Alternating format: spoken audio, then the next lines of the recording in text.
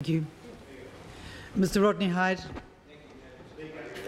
I'd like to move an amendment to the motion to add the words, quote, that the member, Mr Peters, be requested to apologise to the New Zealand Herald's editor Tim Murphy and political editor Audrey Young for calling them liars and demanding their resignation, and that the member be suspended for the remainder of the day.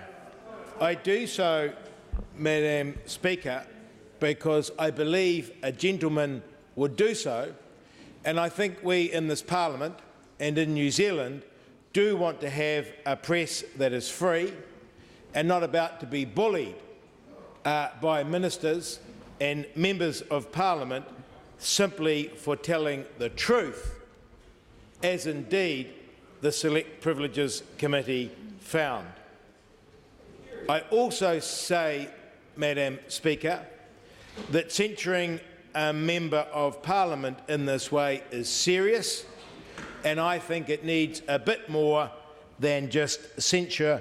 That's why I suggest that suspending Mr Peters for the remainder of the day, which was right through the urgency procedures, is appropriate. I'd like also, Madam Speaker, to acknowledge and thank someone who as yet hasn't been acknowledged and thanked, and that is Mr Owen Glenn. Mr Owen Glenn has been a very generous man to New Zealand. He's also been a very generous man to the Labour Party and indeed to Winston Peters. He also took the trouble, Madam Speaker, of coming to New Zealand to give evidence, I'm sure at considerable expense and considerable inconvenience to him. I was ashamed, Madam Speaker, to be a Kiwi and to be a member of Parliament, because whatever you might think of his evidence, the idea that he should come under such abuse and attack for taking the trouble to appear before the Privileges Committee, Madam Speaker, I thought was bullying and showed a level of ingratitude by our country's representatives that I found unacceptable. Madam Speaker, the majority of the committee found that Mr Peters should have declared the $100,000, and indeed that Mr Peters in front of the committee or his lawyer didn't tell the truth. I think we can be proud of the Privileges Committee and the way it went out about its business.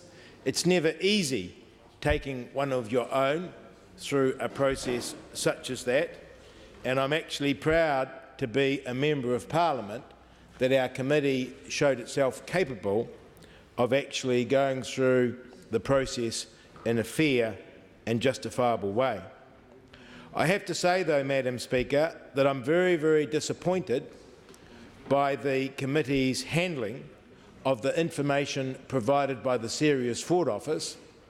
I do have some considerable knowledge of the operation of the Spencer Trust, which I have put before the Serious Fraud Office, and I think that the Privileges Committee has made a mistake on behalf of the people of New Zealand by ignoring it. I believe at the very least the committee should have said that the matter would need to be considered again once the Serious Fraud Office have concluded.